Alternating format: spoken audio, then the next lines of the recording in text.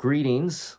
This is another episode of It Belongs in Museum. I'm still Andy. He's still Mark. Correct. Things have not changed that much, but we are working around like remodelings and stuff.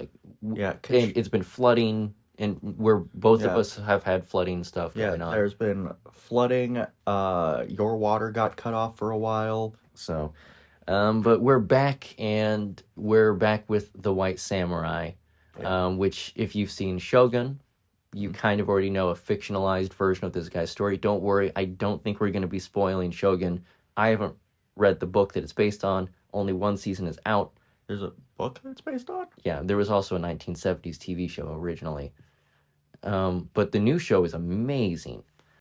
I'm just picturing like a MacGyver-style theme song, but it's like samurai. I don't know what the theme song is, but I've seen bits and pieces of it. I definitely, obviously prefer the new version. But so we're going to be talking kind of like with Yasuke, how it's like there's real things that we have documented, and then there's things that fiction has talked about him doing, and the truth lies in the middle. We're going to talk about how there is a literal fictional version of this guy, and how he is the first and only white samurai. If you don't count the mole ninjas. So there's no disclaimers for this episode, unlike with Yasuke, which is interesting. How's that so? Like, how's that possible? Well, because we had to have disclaimers, like an asterisk, like, oh, well, there's controversy here. Apparently there's no controversy when the white guy's a samurai. I'll let that speak for itself. I don't know what you're supposed to make of it, but it's something. And I'm here to point out that the Shogun series is super duper good.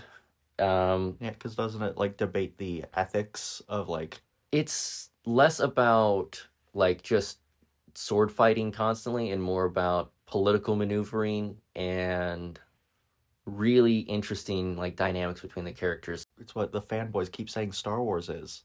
I But will bash Star Wars every chance I get. I like Andor. Never seen it. Hiroyuki Sanada is amazing in it, as is Cosmo Jarvis, who's in the new Odyssey, Chris Nolan movie. It's so weird that his name is Cosmo Jarvis. His voice is like savory butter. I'm going to put a aware. clip of what he says into this because it's so good. I'm sorry, sir, but I assure you their arrogance is unbelievable. Please tell him. It's written into legal documents. Each Spanish and Portuguese king has the right to lay claim to any non-Catholic land they discover and to replace its government with Catholic rule. This is a lie. No. Do you swear by your God? Yes, I do. So, with that out of the way, we'll just dive directly into this. So, in the show, the character is John Blackthorne. Okay. In real life, his name is William Adams. Okay. The same way that the guy who finds him has a different name than in real life. It's a fictionalized version of history. Okay. So they're not doing the Assassin's Creed thing where they take a real person's name and they attribute things to them that they may or may not have done. Yeah. This is like, we weren't there, we're just going to infer a social drama. It's kind of like, we haven't talked about it on this before, but The Terror. Oh, yeah. How it took real people and it just inferred, again, based on a book. Yeah. This historical fiction, phenomenal show. Yeah. But it Phenomenal also, show. whenever it had a character that was horrible. We don't want to spoil anything. Yeah, but like... They had a creative writers... explanation. The writers were aware that the people they were writing about did have real families whose descendants are still alive. In some cases, yes. So they were like, we need to not just say, oh, this guy was, the worst. So, William Adams was born in 1564 in Kent, England. So, I don't know how that relates to your Dutch pirate, but at age 12, he started apprenticing at a shipyard due to his father's death. Someone needed to start making money in the house. And 12 years old is too old to not have a job, obviously. Mm-hmm. He learned shipbuilding, navigation, and astronomy as a result of this. Okay. Adams joined the Royal Navy and served under Sir Francis Drake. From Uncharted. Well, from history, one of the most famous privateers in history. He was then hired by the Dutch East India Trading Company, the bad guys in the Pirates of the Caribbean movies. Okay. as chief navigator for a 5-ship fleet circumventing Portuguese lanes to broker trade with Japan. So the 5-ship fleet was faced with storms, mutiny, and scurvy, and enemy attacks, until only 1 ship and 24 of the 500 original sailors reached Japan alive. Oh. When he arrived in Japan, it was 18 years after Yasuke disappeared into the wilds, never to be seen again. So they just missed each other. His ship called, I can't tell, De Liefde, or something to that nature. It's Dutch. Oh. Then, yeah. Translates to the love. In Dutch, He came here on the Love Boat? it was the only part of the Dutch trading fleet to survive the storm and sea to reach Japan. The ship was armed with cannons to defend from pirates and Portuguese, but the Japanese assumed it was a pirate vessel itself or some form of black ship. I mean, love hurts. What do you... So, but keep that ship in your memory. It may Okay. become relevant later. So, people thought it was pirates, but it was a trading vessel. After landing in Usuki Bay with the very limited crew that had survived from the single ship that made it to the shore, those who were still alive were imprisoned and interrogated because they assumed they were pirates. Also, there is a bit of a language barrier for many of the crew. Yeah.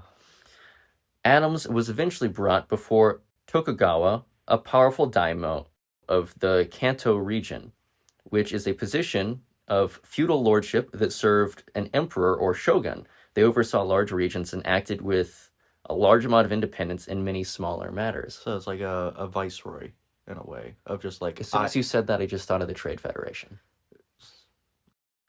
And in case you aren't sure about what I'm sure you know what an emperor is, but a shogun, the full term translates to commander-in-chief for the pacification of barbarians. Oh, that's a terrifying series of words in a modern context. It was a true martial ruler with political power. Oh. I'm beginning to see why people... Because I've talked with a guy who, like, studied samurai, like, historically. He didn't study the blade. He studied the guys holding the blade.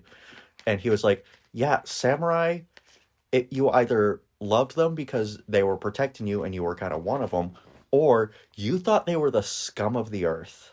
And finding out they're effectively Judge Dredd. Judge Dredd with a code. I guess Judge Dredd has a code. But... You see my point? Anyway, when meeting Tokugawa, Adams impressed him with his knowledge of shipbuilding, navigation, politics, and the outside world. Yeah, because he was studying astronomy and all that other stuff. And he's from the outside world. Sort of like when Yasuke was like, hey, I know a bunch of stuff, and his dude was like, yo, that's cool, I'm keeping this one around. Yeah. So the Portuguese and Spanish Jesuits had been very selective in explaining the outside world to the Japanese in order to not threaten their monopoly on Japanese trade. Oh. Leave it to the missionaries. Mm-hmm. I'm going to see why people don't like religious people that much. They can be very precocious. The Jesuits tried to have Adams killed for being a heretic. Gee, missionaries.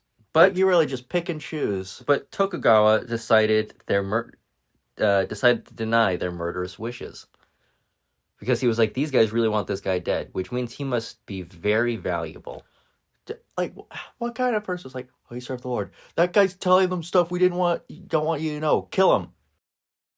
And instead, Adams became an advisor to Tokugawa, who saved him. He helped open trade with the Dutch and the English as a result. He warned the Japanese that the Portuguese and Spanish missionaries were manipulating the emperor and trying to colonize and rule Japan via religious leadership and indoctrination. Oh, so like what they did with England and France. As a result, some Spanish, Portuguese, and Catholic history depicts Adams as an apostate, heretic, and traitor. I'm going to be honest, considering what we know about the people who were saying that about him, not be hanging out with them and them not liking you, probably a good sign that you were at least somewhat level-headed. So Adams helped Tokugawa build ships, and not just any type of ship, the first Western-style ships in Japan, ever. Oh.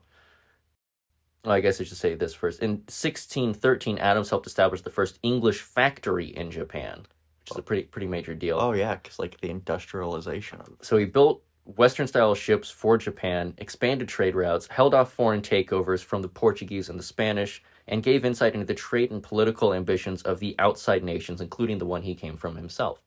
This is like Avatar. To be fair, he also wasn't allowed to leave for many years, so he was kind of making the best of it. Like, even when he wasn't a prisoner, he was like, he had to petition to leave. And Tokugawa was like, you're helpful.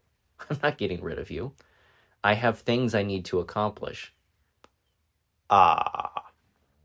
You know how it is. He was given the name Mura Anjin, or Pilot of Mura, the land he lived on in Japan, with Anjin meaning pilot.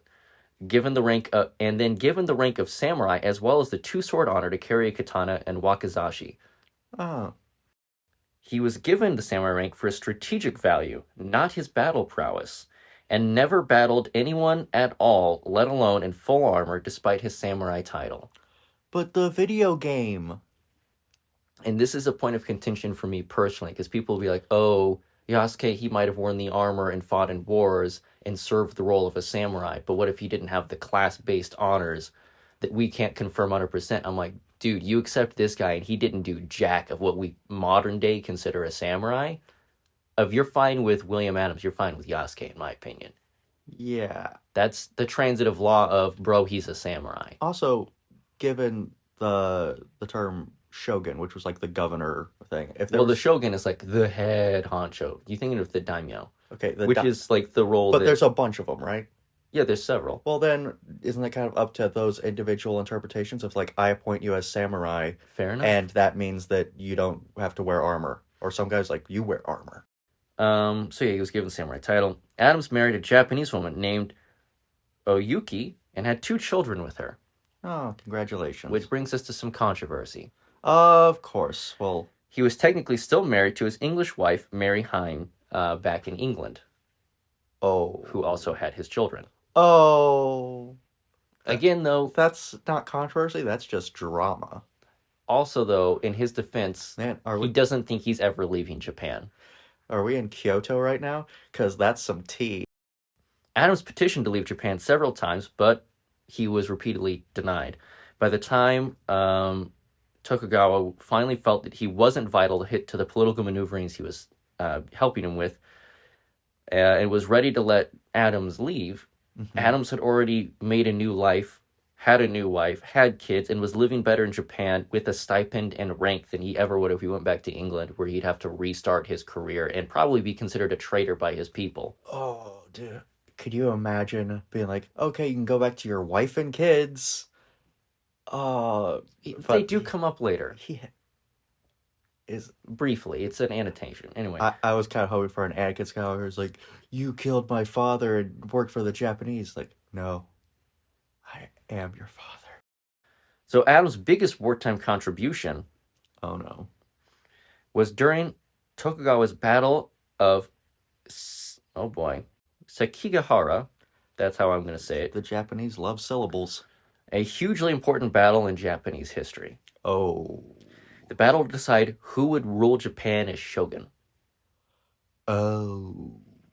So basically, the short version of that war is Tokugawa and the other leaders who were loyal to him were going up against Ishida Mitsunari, who is loyal to Toyotomi Hideyoshi's son, Toyotomi Hideyori, and they were hoping to kind of continue their bloodline and their loyalty. Mm-hmm. They went to war. Long story short, there were some... midway through the battle, some people on the other side changed sides. But basically, people who were fighting against the guy who had saved William Adams, some of them turned to team that guy and started battling back against them, and it's a whole... there's a lot of moving parts. But this is just, I'm giving you what you need to know for this story, and if we ever go deeper into it, it'll be its own thing. So it's kind of like the U.S. Civil War, and in fact, it can be summarized as one big mess. 160,000 men fought in the foggy fields of Sekigahara. 30,000 men died in just a few hours. Oh, to blade and to arrow and to cannon fire from the Love Boat. Many historians believe that the cannons were salvaged from that and brought over and used in that battle to help strengthen his Tokugawa's vie for shogun in that war. Golly. Which means he wasn't even there firing them. It was just he brought them with him. That's his largest wartime contribution. And it's not even confirmed. That's a thing that many historians believe, but there's not 100% proof on it. But, like when we talked about Yasuke, which for some reason was far more controversial in history circles, not necessarily with our people. I'm trying to clarify when something is 100% confirmed, a prevailing theory, or just largely believed but not fully backed by historical evidence. And I can't imagine a situation where it's like, hey, do you want to use those cannons that you have on your boat? No, I can't imagine they'd be helpful. So in 1603, Tokugawa became shogun of all of Japan, ending the Sengoku period, which means warring states, and beginning the Edo period, which lasted until the mid-1800s, overlapping with the Wild West. Oh. So that's how long this went on, from gunpowder to the Colt revolver. I actually don't know how long a period that was. Well, I just told you from 1603 to the mid to late 1800s. That's a couple hundred. So an interesting point is that some historians consider this shift to represent the true start of the samurai age as we know it. And founded by a white guy. Not founded, but in some small part aided by. I would say the political acumen and insight he offered definitely helped Tokugawa maneuver. When Adams died at age 55 in Japan, he divided his estate for his Japanese children and his English family if they could be found and would make the journey. They could also claim half of his land and money. Oh. Adams was the right source of information at the right time to allow Tokugawa to become shogun and change history forever. So, do you think that he, history is already decided, but do you think that, he truly does deserve that samurai honor? I mean, considering samurai didn't just mean guy with sword and armor. Yeah. It came with certain intellectual and political responsibilities. He definitely filled those features. I think it's interesting that the reason he has it in the most official, obviously documented way possible, but achieved it through the least sort of tough, cool guy with sword sensibilities.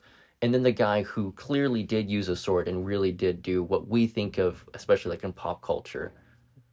He's the one that everyone debates. Yeah. The validity of. The one who actually managed to wear samurai armor. So, do you think that William Adams, aka the inspiration for Blackthorne, do you think he belongs in a museum? I mean, definitely. I would. It's difficult because when I think of like a samurai historical figure, I think like a big glass case with the armor. Mm-hmm. But he didn't wear armor. I mean, he might have worn it for like a ceremony once or twice. But he also like. Yes, I think he belongs in a museum, but I think he's like should be more of like a showing the political structure and how things changed. Like in the museum, he wouldn't be with the racks of armor. He'd be on like the wall that shows all the different like political advisors and politicians. The same way like Lewis and Clark are part of American history despite not doing anything. Yeah, so he belongs in a museum. What do you think? How do you think he and Yasuke's stories? I think they work for people who haven't seen the Yasuke episode. You can go back and compare and contrast histories, different reactions to these individual stories. Yeah, people got very vocal about Yasuke not being a samurai, vehemently trying to convince people that's the case. It's weird that a lot of white people gatekeeping what a samurai is. I guess they wanted to be the special person in Japan. But he wasn't even like the first non-Japanese person to potentially become a samurai. If Yasuke was already like... Yeah, I mean... the rise and fall of Yasuke's story kind of happened before Williams got there. William Adams got there, yeah. Adams. You just want to call him Cosmo Jarvis, don't you? My brain keeps saying Cosmo Jarvis. It is the most old-timey of the three names. It's such a weird name. But, yeah, I would put in a museum, but I think he's part of a larger narrative. Yeah, I also think he's overshadowed by the Shogun that he helped. Yeah. Which in the show, he's your entry point into the world of Japan in that point, but he's definitely not the main character in my opinion. The Japanese cast are the main characters, which is really cool because you don't end up with that kind of awkward white savior thing. Yeah. I mean, he's kind of, to go to Star Wars, he's the R2D2 of the group. He's not, he didn't kill anything. He just had some useful information that let the heroes save the day. Or he's Manny Bothans, the guy that gave them those codes for the Death Star. Because Manny Bothans died to bring us this information. I hate Star Wars so much. I have fond memories for what it was for me as a child. As an adult, Look, I'm largely put off by the online rabble. The pod racer game. Is rad. That is awesome. Oh, I'm thinking of the arcade one. Yeah. Okay, well, they also made video games. I'm thinking of... You could actually sit in a real pod racer. It's pretty sick. Those things go But for, like, here's the small question. portion. Could Adams have navigated a pod racer? I mean, his boat didn't crash.